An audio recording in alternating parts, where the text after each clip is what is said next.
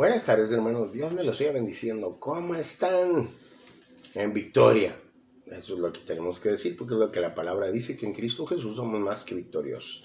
Pues bueno, acá Ministerio de Fe Maná Internacional transmitiendo acá vía video para los de YouTube y también pues en la radio Despertar de San Antonio, Texas, 98.1, pues también saludos cordiales a todos los que nos están escuchando. Dios me los siga bendiciendo. Y pues continuamos acá. Mi nombre es William Aguirre, soy ministro en enseñanza. Estoy compartiendo con ustedes, estamos tocando el tema nuestra nueva identidad en Cristo Jesús. Nuestra nueva identidad. Nosotros somos nueva criatura en Cristo Jesús.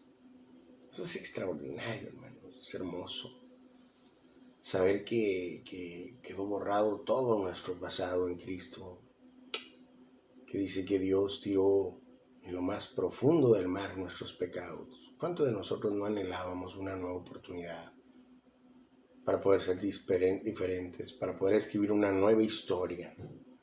Pues bueno, nosotros somos Ministerio de Fe Maná Internacional. Estamos en San Antonio, Texas, en Estados Unidos de Norteamérica. Y pues estamos transmitiendo en el programa radial Radio Despertar FM 98.1 San Antonio, Texas. Lo vamos a decir así como el estilo locutor. Radio Despertar FM 98.1 San Antonio, Texas. Teléfono de cabina 210-370-9105. Teléfono del Ministerio para Oración del Ministerio de Fe Maná Internacional es el 210-350-9726. Si quieres comunicarte con nosotros, correo electrónico redimido44@gmail.com. Puedes encontrarnos en las redes sociales, en Facebook como Ministerio de Fe Maná Internacional y en el canal de YouTube como William Aguirre. Estás invitado para venir a ver todos los estudios que estamos llevando a cabo acá. Y como son así como el estilo episodios, capítulo número 1, capítulo número 2, capítulo número 3, etc. Así estamos llevando los estudios para llevarlos más minuciosamente y poder entender más la palabra a profundidad. Como les decía, yo fui llamado al Ministerio de la Enseñanza, entonces como que es algo como diferente a lo que tal vez están acostumbrados. Estar acostumbrados a los temas obviamente motivacionales o a veces enseñanzas en sus iglesias, pero en la radio usualmente pues lo que se hace es que se predica. Pero pues casualmente esa no es mi asignatura de parte de Dios, es enseñar su palabra, compartir su palabra. Entonces estamos tocando nuestra nueva identidad en Cristo. Y pues vamos a continuar dando nuestros versículos bases para este estudio. Es 1 Corintios capítulo 6, versículo 11.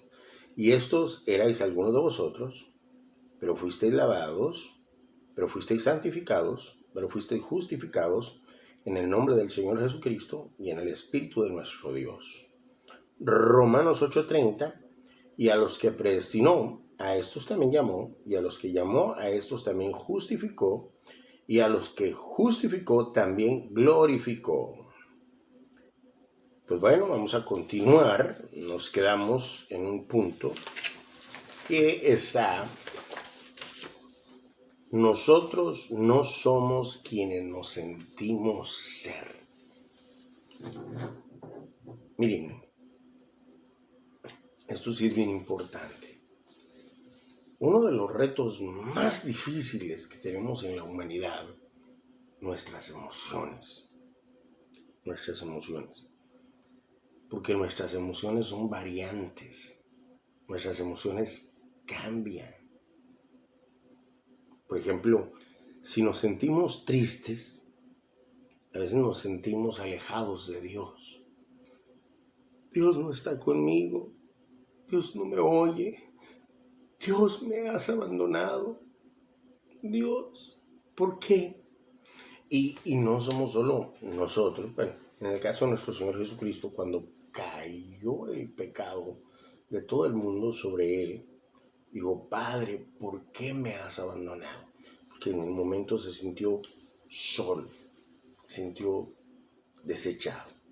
Bueno, a pesar de que Jesucristo murió en la cruz del Calvario por nosotros, algunos de nosotros nos sentimos así. A veces nos sentimos tristes y nos sentimos, Dios no está conmigo. Dios me ha abandonado. Pero la Biblia dice que la promesa de Dios dice, yo no te dejaré ni te abandonaré, estaré con vosotros hasta el fin. Y la Biblia dice que Dios no es hombre para que mienta, ni hijo de hombre para que se arrepienta. Si Él dijo, así es, ¿entiendes? No hay vuelta de hoja. Él dijo que no nos dejará y dijo que no nos abandonará, que estará con nosotros hasta el fin. Y hasta el fin es hasta el fin. ¿Me entienden? Entonces, nosotros tenemos que aprender, ¿entiendes? Que Dios no está con nosotros porque estamos alegres. Dios no está con nosotros porque estamos tristes. Está con nosotros porque su palabra dice que no nos deja ni nos ampara. Entonces, igualmente, Dios nos intima a que no dejemos que nuestras emociones nos jueguen trucos. Por eso es importante que entendamos definidamente quiénes somos nosotros en la palabra de Dios y no en nuestras propias emociones. La primera parte que hablábamos es creer que la palabra de Dios es verdad. Y vimos varios versos bíblicos y vimos cómo el Señor Jesucristo defendió lo que estaba escrito, cómo estaba escrito. Entonces, la verdad es que nuestras emociones juegan un papel muy fuerte en nuestras vidas. Hoy en día, y si nos sentimos miserables, pensamos que somos miserables. Si nos sentimos alegres, entusiastas, cambia totalmente nuestra actitud a la vida que estamos viviendo y dejamos que nuestro estado anímico sea el que dictamine quiénes somos en nuestra vida. Y lo curioso es que nuestro estado de ánimo es cambiante y eso hace que vivamos nuestra vida como una montaña rusa, con altibajos, y a veces nos sentimos estar tocando la cumbre del éxito y otras estar en lo más bajo del suelo. Y Dios mismo dice que no podemos confiar en nuestras emociones. Nuestras emociones se corrompieron por causa del pecado. Se corrompieron totalmente. Proverbios 28-26, el que confía en su propio corazón es necio, pero el que anda con sabiduría será librado. Dice uno, ¿pero qué tiene que ver el corazón con las emociones? Ahorita les explico. Cuando la Biblia habla del corazón, no es específicamente el músculo que bombea sangre en nuestro cuerpo. En algunos versos utiliza una palabra muy diferente en el hebreo. Entonces, cuando aparece la palabra lev en hebreo, L-E-V, significa lugar donde se concentran nuestros sentimientos o el centro de nuestras emociones. Y debido a que son nuestros sentimientos, y debido a que son cambiantes e influyen en nuestro estado anímico, no permiten que muchas veces podamos tener una vida centrada y vivimos, y al decir vivimos, no me refiero a todos, porque hay muchas personas que han aprendido a no dejar que sus emociones dictaminen quiénes son. Hay varias personas fuertes de carácter que no dejan que sus emociones, ¿me entiendes?, dictaminen. Ellos saben quiénes son, tienen definido, ¿no? O que su estado anímico rija su vida. Pero las personas que desafortunadamente todavía nos regimos a nuestras emociones y somos hijos de Dios nacidos de nuevo, nos aconseja tomar control de nuestras emociones y que sea la palabra la que dictamine nuestra vida y nuestra confianza en Dios manifestada en su palabra sea el espejo en el que nos reflejemos y aprendamos a vivir como Dios nos ve y no como nosotros miramos, porque nuestras emociones son variantes. Por eso la Biblia dice que nosotros caminamos por fe y no por vista, ¿me entiende? Por eso las personas que no han logrado controlar sus emociones se le conocen como niños espirituales, porque todavía el pastor me miró mal, que fulano de tal no me saludó y que me habló por todos, Biblia, ¿sí me entienden? Sus emociones dictaminan cómo se siente. Hay veces que van a la iglesia y van tristes, agobiados, y no están como las otras personas alabando a Dios así con fuerza, con gritos, con jolgorio. Entonces ellos sienten que Dios no está con ellos, que Dios no los oye. ¿Me entienden? Eso es de regirse por las emociones. Pero Dios nos dice algo diferente cuando aprendemos a confiar en su palabra. Por eso es importante confiar en su palabra. Porque no importan tus contornos, no importan tu estado anímico, tú vas a saber quién eres y eso te va a dar fortaleza para confrontar cualquier reto. Jeremías 17, 7 al 8 dice, fíjate bien lo que dice, bendito el varón, fíjate lo que dice, bendito el varón que confía en Jehová. ¿Y cómo confiamos en Dios? En su palabra, en lo que Él dice. Bendito el varón que confía en Jehová y cuya confianza es Jehová, porque será como el árbol plantado junto a las aguas, que junto a la corriente echará sus raíces. ¿Cuál es la corriente? Dios. Porque Él es el que suple, porque Él es la fuente principal para nosotros de vida. Echará sus raíces y no verá cuando viniere el calor, sino que su hoja estará verde y en el año de sequía no se fatigará, ni dejará de dar fruto. Engañoso es el corazón más que todas las cosas y perverso, ¿quién lo conocerá? Ahora, aquí vuelvo a utilizar la palabra lev, que es el centro de nuestras emociones. Entonces aquí dice que cuando nosotros estamos conectados a Dios, que cuando nuestra confianza está en Dios, dice, cuya confianza es Jehová, porque será como el árbol plantado junto a las aguas, que junto a la corriente echará sus raíces y no verá cuando viene el calor. O sea, no importan las circunstancias, no importan los retos. Si nosotros miramos la metáfora que está hablando el Señor con respecto a nosotros, cuando estamos conectados a Él, cuando le creemos a Él, cuando hablamos su palabra, cuando le creemos a su palabra, dice que seremos como el árbol que cuando venga el calor seca las hojas. El calor seca las hojas. Ahora, las estaciones del año tienen que venir. Tienen que venir.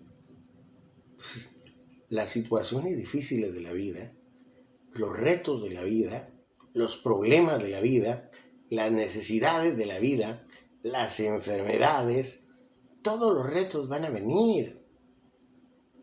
Pero Dios te está diciendo que si tú le crees a su palabra, si tú confías en Él, si estás conectado en Él, porque Él es tu fuente de vida, Él es tu fuente principal, no importa la época que pueda venir a tu vida. Puede ser un verano seco, situaciones difíciles económicas, situaciones difíciles en convivencia con los demás, situaciones emocionales difíciles, no importa, tu hoja, tu vida permanecerá verde. Dios estará contigo, permanecerá verde, fuerte en Dios.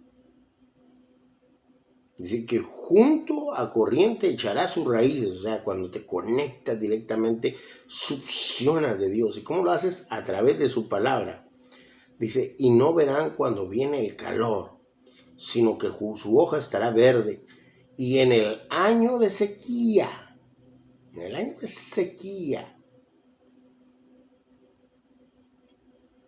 no se fatigará.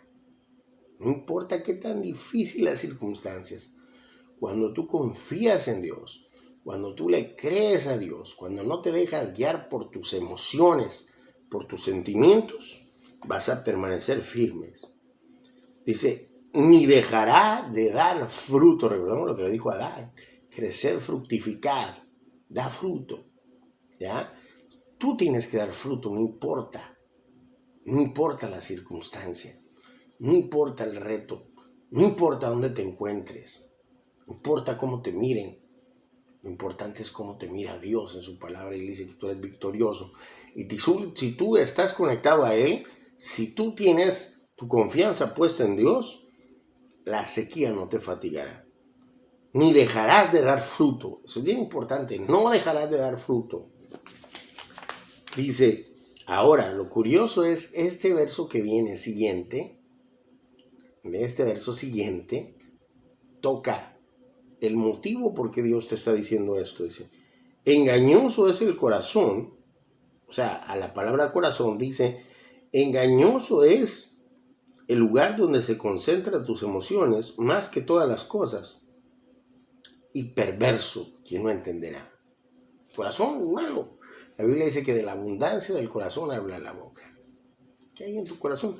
Si en tu corazón hay confianza en Dios, vas a hablar palabra de Dios. No vas a dejar que tus emociones te hagan sentir mal, que tus emociones te hagan sentir, ¿me entiendes?, mal, en cuestión de que tú te sientas abatido, te sientas mal y creas que porque te sientes mal y abatido, estás mal y estás abatido, ¿no? En Dios, cómo tú te sientes, ¿sí me entiendes?, no cambia quien Dios dice que tú eres, y lo que Dios dice que tú puedes hacer, y lo que Dios dice que te pertenece, porque mientras estés conectado en Él, no importa las circunstancias que te vengan. ¿Ya? Entonces,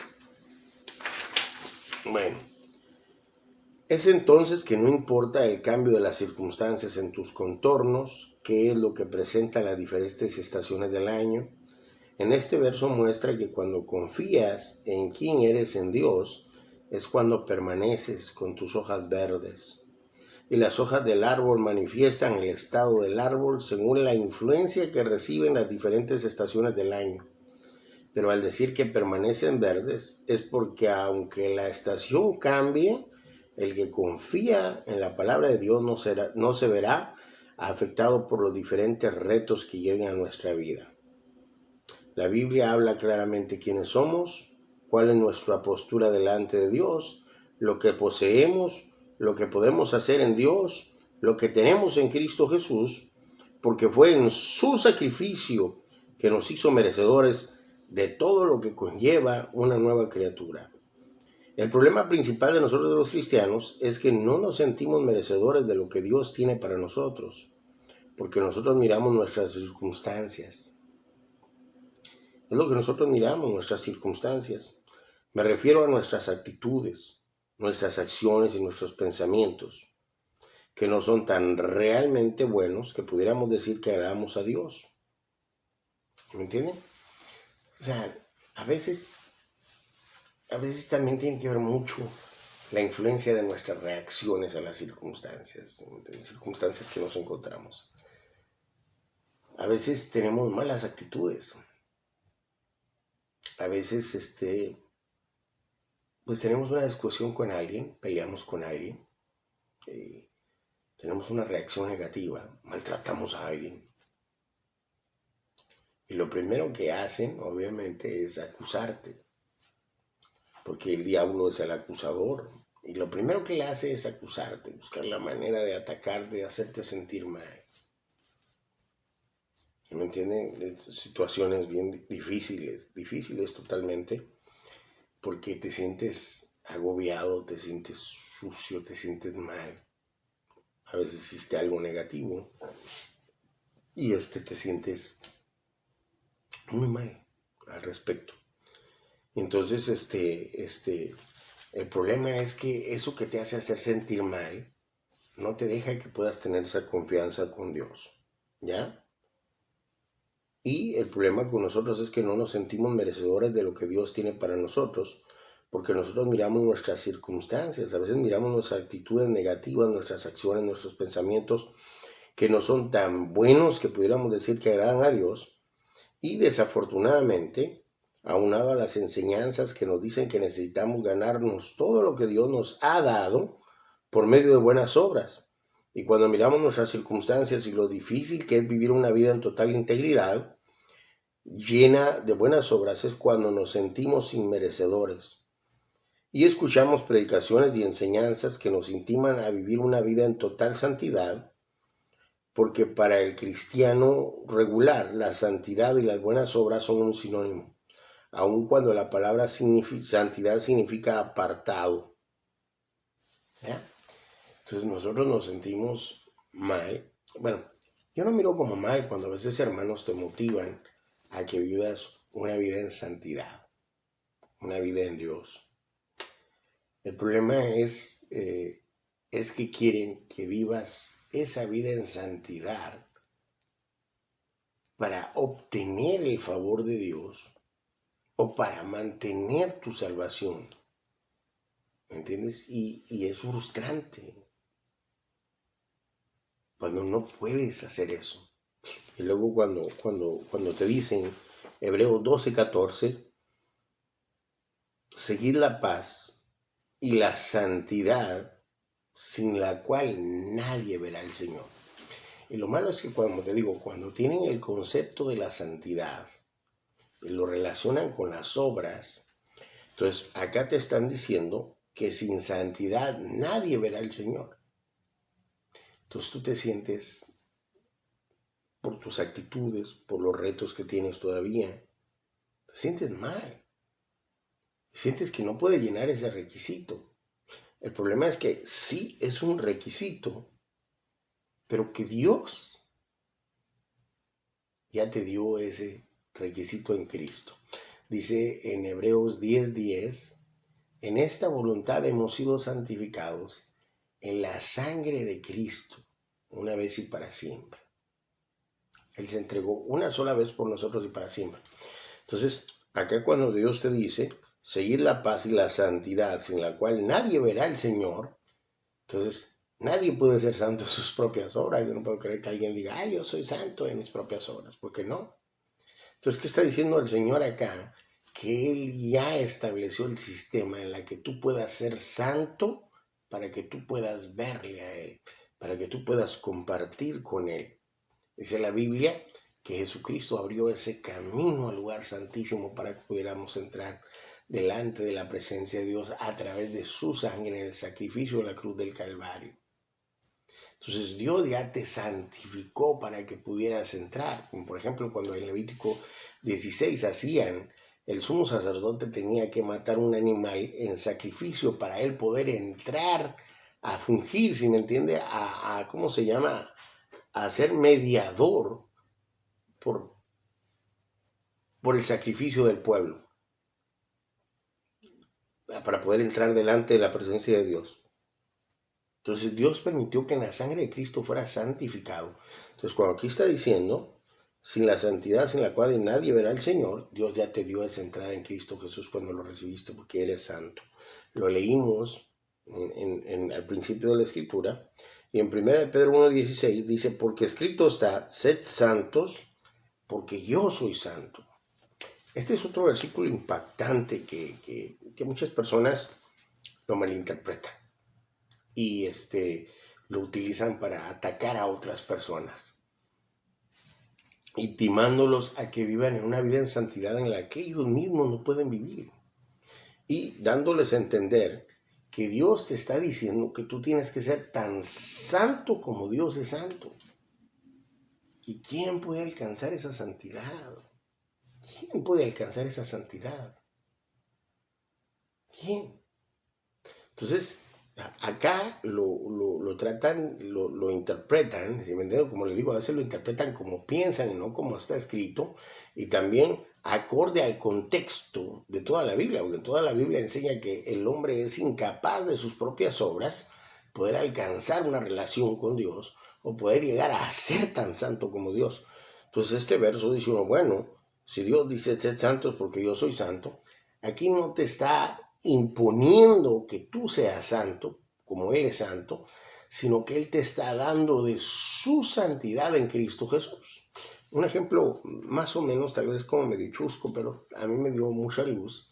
Es como, por ejemplo, que pues, tú no tienes una vida económica, no vives en una opulencia de tener mucho dinero económicamente, pero viene y llega un multimillonario de esos que tienen muchísimo dinero, un multimillonario, y te dice, sé millonario porque yo soy millonario. Entonces, si fuera algo que él te está requiriendo, dirías, oye, pero ¿cómo voy a ser millonario? Pues, apenas alcanzo para ganar mi comida. Pero ¿qué pasa si él te está extendiendo un cheque al portador con billones y te está diciendo, sé billonario como yo soy billonario? O sea, él no te lo está requiriendo porque sabe que no podría hacerlo, sino que te lo está dando. Entonces, igual es Dios, sed santo porque yo soy santo. Entonces, está dando el sacrificio de Cristo Jesús para que seas santificado y así puedas establecer una relación con Él. No te está exigiendo algo que sabe que no puedes, sino te está dando para que puedas ser santo como Él es santo. Por eso es que leíamos la otra vez en 1 Corintios, cuando el apóstol Pablo llamaba a los santificados en Cristo Jesús. Y miramos todos los problemas que tenían los corintios, porque le recordaba a él que ellos habían sido santificados para ser santos. O sea, ya eran santos, tenían que actuar como santos, vivir como santos. ¿Me entienden? Pero es algo que Dios ya te dice que tú tienes. Por eso no te tienes que sentir negativo, no te tienes que sentir mal, sino creerle a Dios que Dios dice que tú eres, quien Él dice que tú eres, y que estás en un proceso, ¿me entienden? El que estás creciendo espiritualmente, estás creciendo. Mi propósito no es quitarle o restarle a la santidad. La santidad es importante. Lo que pasa es que si nosotros somos sinceros y autoevaluamos nuestras propias vidas en lo personal, sabremos que no llenamos el estándar de lo que se nos demanda, porque interpretamos el versículo de 1 de Pedro 1:16, que Dios quiere que seamos tan santos como ese. Y mi punto es que Dios nos ha dado de su santidad en Cristo Jesús. Él nos santificó en Cristo. Entonces, Él quiere que seamos santos, aún conociendo la condición en la que nosotros estamos, y que nosotros vamos a mantenernos en un desarrollo hasta el punto en que lleguemos a ser transformados, que nuestro cuerpo corruptible se vista de incorruptibilidad. Pero mientras nosotros somos santificados en la sangre de Cristo. Por eso es que ustedes miran en 1 Corintios, donde dice el capítulo 1, versículo 2, a la iglesia de Dios que está en Corintio, a los santificados en Cristo Jesús, oiga, llamados a ser santos, a los santificados en Cristo Jesús. O sea, fuiste santificado en Cristo Jesús para ser santo. Ahora, nosotros somos santos, pero existe lo que es la santidad progresiva, que es la manifestación de esta santidad que Dios nos dio a través del proceso de crecimiento espiritual en el que nosotros estamos, ¿no? Entonces, desafortunadamente, hoy en día muchas personas han tratado de distorsionar el concepto de lo que es la santidad y le han empezado a poner a usos externos. Cuando el hombre mira que no puede cumplir realmente lo que Dios demanda, empieza a relegar la santidad a cosas externas, ¿ya? Y que, como saben, sin lugar a duda, que tampoco pueden vivir esa vida, aún exigen por medio de estándares humanos y reglas de hombres que se cumplan cuando ellos mismos no las cumplen, como sucedía con los fariseos.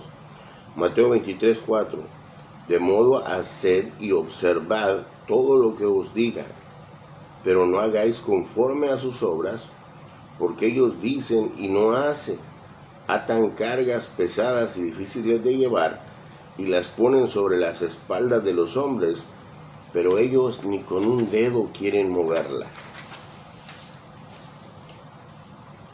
Y los mandamientos de Dios pues no son gravosos, son para nuestro propio beneficio, para poder armonizar en la sociedad que vivimos y en el mundo del cual nos movemos. El problema es que quieren relacionarlo como requisito para nuestra salvación y nuestra relación con Dios. Ese es el asunto, que las obras, ¿sí me entienden? Ellos las relegan a que si no las haces no eres salvo, y si no haces estas obras no eres santo.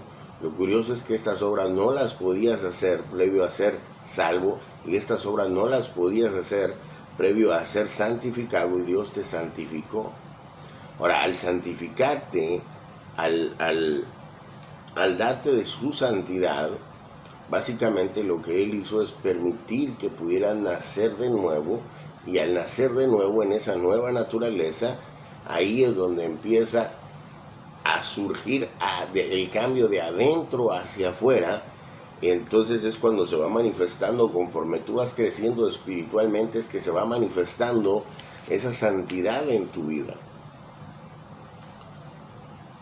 Y ese es el problema que yo tengo, que relacionan la santidad con las obras para hacer algo que ya somos. Y nosotros quiero que nosotros entendamos que porque ya somos, entonces vamos a dar como resultado obras de cambio en Dios. Ya, y el problema es que en esa parte que ellos confunden a los recién convertidos, porque Dios, que conoce la condición del ser humano y la manifiesta en su palabra, porque la palabra de Dios dice claramente que es imposible mantener una relación en Dios con Dios basada en obras. Por eso fue que Él te santificó. Fíjate, Romanos 3:10 al 12, así está escrito: no hay justo uno solo, ni siquiera uno. No hay nadie que entienda, nadie que busque a Dios. Todos se han descarriado, aún se han corrompido. No hay nadie quien haga lo bueno, no hay ni uno solo. Ni uno solo, absolutamente. Salmo 53, de 2 al 3.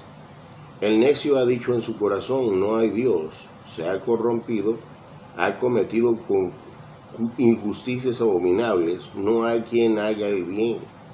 Dios ha mirado desde los cielos sobre los hijos de los hombres para ver si hay alguno que entienda, alguno que busque a Dios. Todos se han desviado a una, se han corrompido. No hay quien haga el bien, ni siquiera uno solo. Juan 1:10. Si decimos que no hemos pecado, le hacemos a él mentiroso, y su palabra no está en nosotros. Marcos 10:18. Y Jesús les dijo: ¿por qué me llamáis bueno? Nadie es bueno sino solo uno, Dios. Entonces, nosotros básicamente estábamos imposibilitados por medio de nuestras obras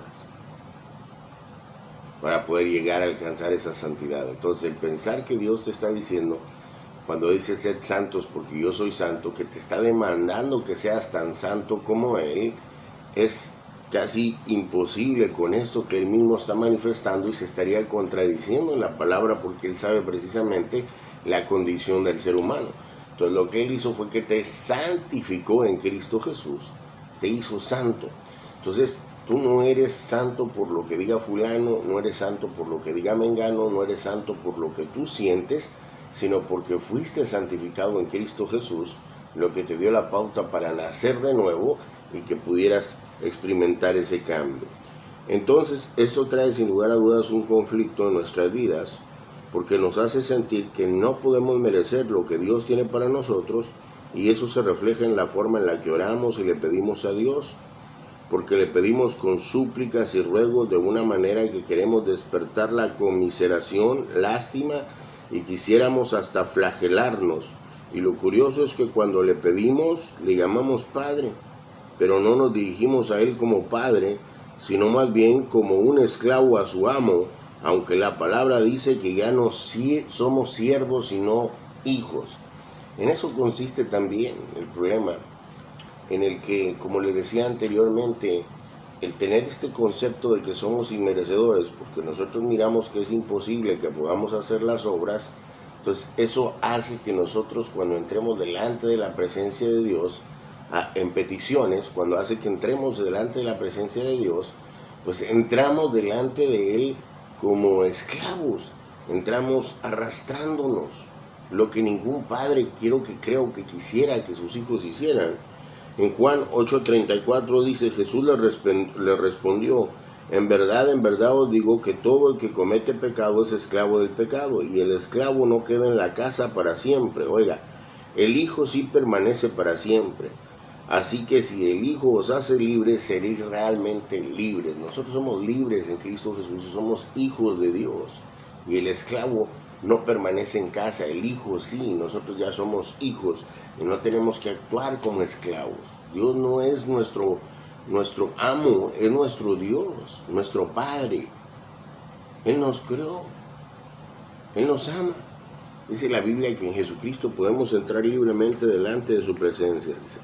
Y claramente manifiesta que la libertad del pecado para poder ser hijos y dejar de ser esclavos viene por medio del sacrificio de Cristo, no por nuestros propios esfuerzos humanos para poder mantener una relación con Dios. Y es por eso que la palabra dice que podemos comunicarnos con Él confiadamente y le podemos decir Abba Padre, entrar en esa confianza, porque Él nos santificó, porque Él nos justificó, para que nosotros pudiéramos estar delante de su presencia como justos y poder tratarlo con amor. Romanos 8:15 dice, pues no habéis recibido un espíritu de esclavitud para volver otra vez al temor, sino que habéis recibido un espíritu de adopción, oiga, como hijos, por el cual clamamos, Abba Padre, Abba Padre.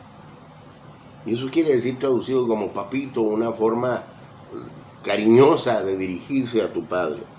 Sin embargo, nos dirigimos a Él todavía con temor, cuando claramente dice que no hemos recibido un espíritu de esclavitud. Y si notamos la palabra espíritu, no está en mayúscula porque se refiere a nuestro espíritu recreado. Y dice que no necesitamos volver al temor de dirigirnos a Él con pánico, con miedo, y dirigirnos a Dios como tratando de clamar misericordia, aunque tenemos el espíritu de adopción como hijo.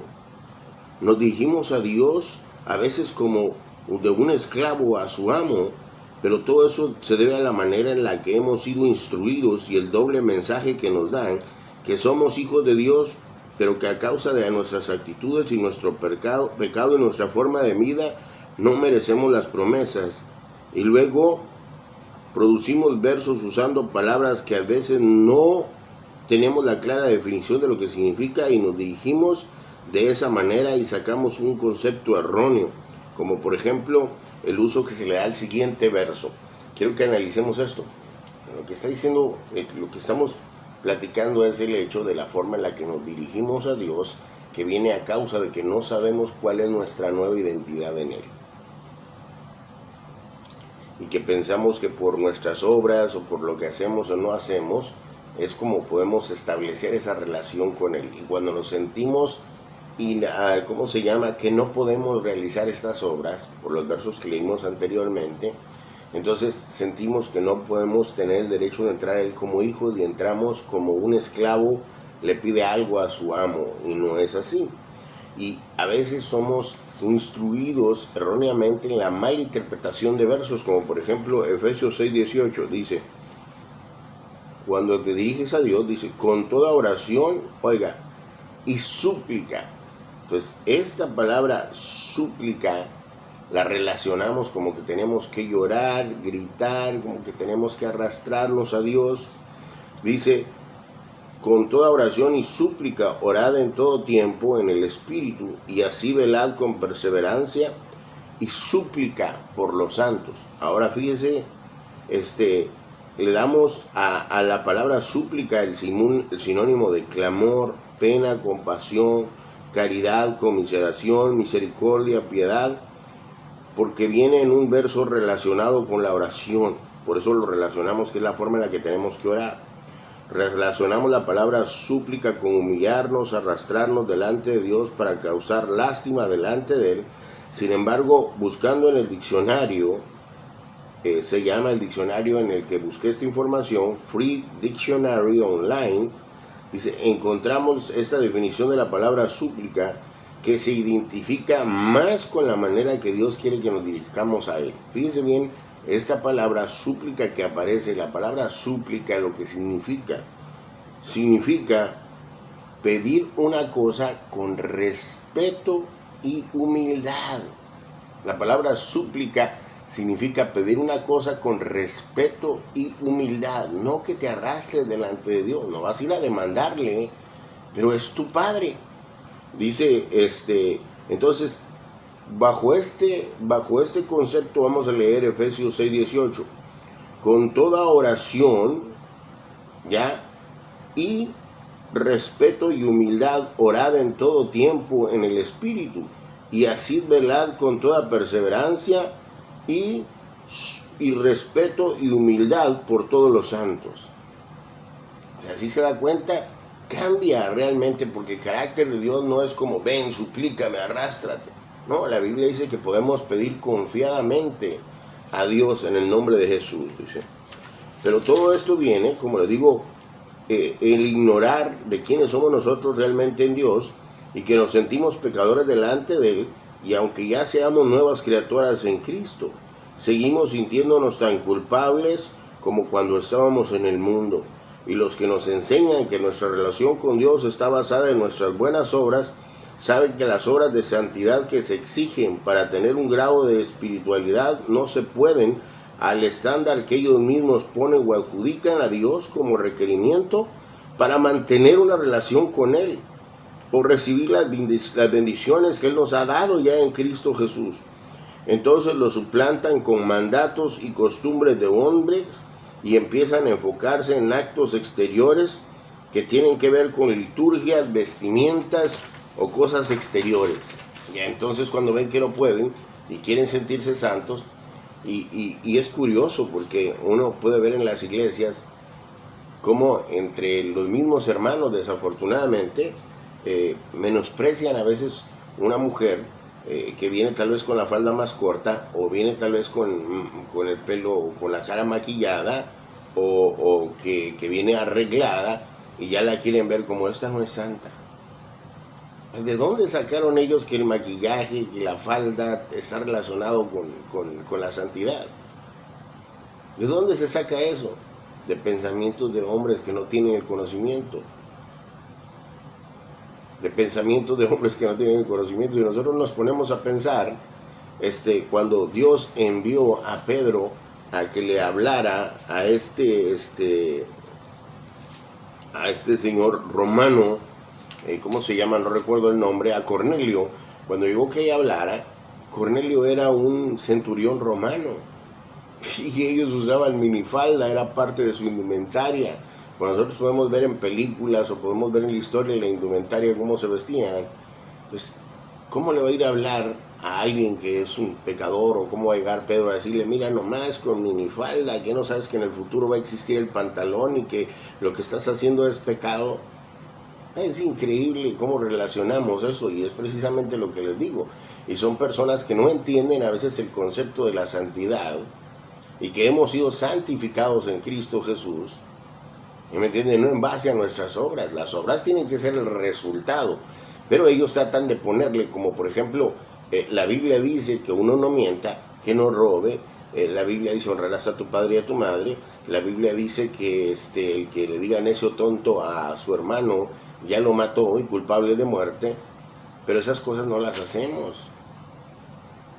O sea, pero entonces para suplantar esas cosas y sentirnos santos, porque desafortunadamente lo relacionamos con las obras, entonces empezamos a poner obras exteriores que sí podemos, porque es más fácil que una mujer, aunque sea mentirosa, aunque sea chismosa, se ponga una falda larga y ya con eso ya aparenta la santidad, supuestamente, según el hombre la pone como santidad. Y ese es el problema, ¿sí me entienden? En Marcos 7, 8 al 9 dice, porque dejando el mandamiento de Dios, os aferráis a las tradiciones de los hombres, los lavamientos de jarros, de vasos de beber, y hacéis otras muchas cosas semejantes. Les decía también bien invalidan el mandamiento de Dios para guardar vuestra tradición. O sea, ellos también querían sentirse que eran santos. Y curiosamente, déjenme les digo esto, en el Antiguo Testamento, en Levítico 16, es la forma en la que ellos hacían el sacrificio expiatorio, era como ellos se santificaban, se purificaban a través del sacrificio de animales cada año. Y eso que ellos tenían que vivir bajo la ley. Y eso lo hizo Dios para que ellos pudieran, si me entienden, ser purificados de sus pecados. Y ahora la Biblia en Hebreos dice que nosotros hemos sido purificados en la sangre bendita de Cristo, en Hebreos 10, en Hebreos 8, 9 y 10, usted puede leer cómo es que las obras del Antiguo Testamento tuvieron una manifestación en Cristo Jesús, porque eso del Antiguo Testamento era sombra de lo que habría de venir. Pero no es el hecho de cómo te vistas, cómo camines, cómo te peines lo que te va a santificar, porque lo que te cambia es lo de adentro para afuera. ¿Ya? Entonces, por eso aquí habla esta palabra, porque ellos mismos estaban viviendo este tipo de conceptos. Sí me dice, bien invalidan el mandamiento de Dios para guardar vuestra tradición. ¿Por qué? Porque es más fácil una tradición para sentirme yo, que soy santo, es más fácil hacer cosas exteriores que realmente hacer lo que Dios me pide. Sabiendo ellos que este tipo de cosas tienen a la realidad reputación de ser un duro trato al cuerpo, es todo, una manera de disciplinar la carne, pero no tienen nada que aportar a un crecimiento espiritual. Y no es solamente en nuestra época que se ha hecho este tipo de enseñanzas. El apóstol Pablo mismo lidió con este tipo de problemas en su época y llamó a estas personas religiosos. Son las personas que profesan una religión. ¿Y qué es una religión? Es el método sistemático y litúrgico que el hombre ha creado para llegar a Dios.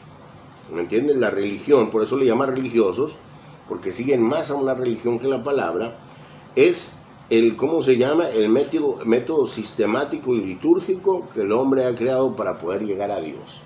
O sea, el hombre quiere llegar a Dios a través de sus obras. El hombre quiere llegar a Dios a través de su sistema de hacerlo. Voy a ayunar 2, 3 días, voy a guardar una cuarentena, voy a quitarme el pelo, voy a dejar el teléfono, porque quieren llegar a Dios. Y el apóstol Pablo escribió lo siguiente, tratando de atacar esta práctica, porque en realidad Dios fue el que creó el mejor sistema o la manera de llegar a Él, que es en Cristo Jesús. En Cristo Jesús. Porque Él sabía que a través de nuestras obras, liturgias o de lo que nosotros podamos hacer, no podíamos hacer nada para acercarnos. Por eso Él que lo hizo que en Cristo Jesús. Entonces el apóstol Pablo habla en Colosenses 2, 20 al 23 y dice: pues si habéis muerto con Cristo en cuanto a los rudimentos del mundo, ¿por qué como si vivierais en el mundo os sometéis a preceptos tales como no manejes, ni gustes, ni aun toques? Oiga el verso 22. En conformidad a mandamientos y doctrinas de hombres, cosas que todo se destruyen con el uso. Tales cosas tienen a la verdad cierta reputación de sabiduría en culto voluntario. O sea, si tú lo quieres hacer, si te nace. En humildad y en duro trato del cuerpo, pero no tienen valor alguno contra los apetitos de la carne. No tienen valor alguno. O sea, a veces dicen, no, que tienen que usar faldas largas para que puedan, ¿cómo se llama? Para evitar que los hermanos pequen, pero los hermanos van a salir afuera y de todos modos van a ver cosas diferentes, miramos cosas diferentes y peores, cosas que llaman más la atención a la carne, pero el hecho de que una persona, el hecho de que yo me ponga corbata y que yo me vista, me peine de una manera o que cargue mi Biblia bajo el brazo, no va a evitar los deseos de la carne. Lo que lo va a evitar es el cambio interior que Dios haga en uno. Por eso es que el Señor decía, no se puede poner parche nuevo en vestido viejo, porque rompería. No puedes poner una buena obra en una persona que no entienda para qué es esa buena obra. No puedes ponerle, por ejemplo, a una persona que no entiende el ayuno, para una persona que no entiende el ayuno, si lo pones a ayunar, lo único que estás haciendo es haciendo lo que él aguante hambre, porque en realidad no está entendiendo lo que está haciendo. Entonces, primero hay que cambiar de adentro para afuera. Ese cambio que Dios hace en nuestra vida de adentro hacia afuera, eso es lo que va a ayudar a tomar el control de nuestra carne. Y eso lo hizo primeramente en habernos lavado, justificado en Cristo Jesús y habernos santificado, porque eso abrió, porque la palabra santificar es apartar, eso abrió el camino para que pudiéramos ser nuevas criaturas, y al ser nuevas criaturas, a través del crecimiento espiritual es cuando se va tomando el control de la carne. No es a través de que te pongas cosas exteriores. Las cosas exteriores o lo que tú te trates de aplicar, o como no voy a comer esto para servirle a Dios, o por ejemplo no voy a comer carne porque es pecado, la carne de cerdo es pecado. La carne de cerdo tiene reputación de ser buena para tu salud, pero no para tu vida espiritual. Pero este tipo de liturgias y cosas, porque nosotros no hemos llegado a entender todavía realmente que nosotros hemos sido santificados en Cristo, y que el cambio exterior va a venir a través del cambio interior, de adentro hacia afuera. Y es por eso que nos embarcamos en este nuevo estudio, que el cual vamos a aprender a través de la palabra quiénes somos ahora en Cristo Jesús, desde el momento en el que recibimos a Cristo como Salvador. Entonces ahora vamos a aprender precisamente esto, qué es la justificación, y nosotros vamos a ir empezando a desarrollar este tema. Bueno, entonces vamos a entrar en la primera parte, que ya es entender qué es la justificación.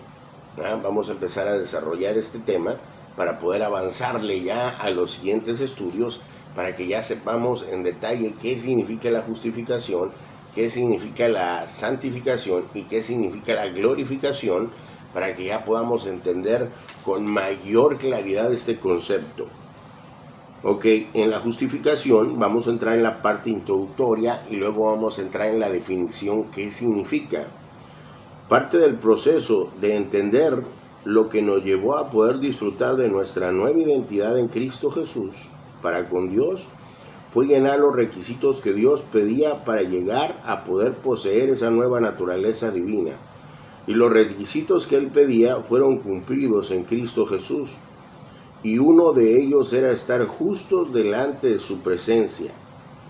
Uno de los problemas que existe hoy en día en el cristianismo es que no entendemos en muchas ocasiones el significado de la palabra, y esto no nos permite poder entender el claro concepto de lo que está hablando. Este es el caso del tema de la justificación. Lo primero que tendríamos que hacer es entender qué significa la justificación, ya que por causa del pecado somos injustos. Ahora, nosotros tenemos que entender cuál es el significado de las palabras. Si nosotros no entendemos el significado de las palabras, nos vamos a quedar suspendidos en el aire, o vamos a tener conceptos diferentes, o vamos a tener pensamientos diferentes de lo que realmente significa. Como por ejemplo el caso de lo que estamos viendo de la palabra santidad, que lo relacionamos en obras físicas, cuando fue algo que Dios nos santificó en la sangre bendita de Cristo para que tuviéramos buenas obras, para que se manifestara esa nueva criatura en nosotros.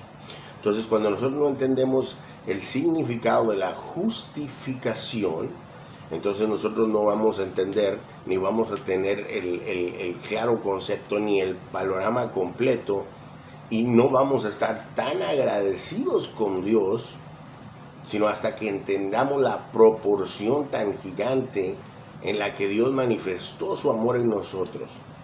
Porque Dios quería que nosotros fuéramos justos, y la Biblia dice no hay justo ni siquiera uno.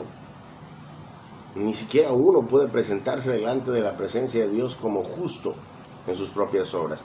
Entonces, la siguiente semana, para no quedarnos en suspenso, en la siguiente semana vamos a estar nosotros tocando ya qué es la justificación, y ahí en adelante vamos a continuar para ya tener un claro concepto de todas las cosas. Dios me lo siga bendiciendo, y recuérdense, estamos transmitiendo desde Radio Despertar FM 98.1 San Antonio, Texas. Teléfono de cabina para oraciones 210-370-9195. El teléfono de Misterio de Maná Internacional, que nuestro teléfono es 210-350-9726. Correo electrónico redimido44@gmail.com. Ministerio de Fe Maná Internacional. Nuestro canal de YouTube es William Aguirre. Ahí es donde van a ver todos estos estudios y los van a poder analizar y estudiar. Dios me los siga bendiciendo y nos escuchamos hasta la próxima semana. Amén.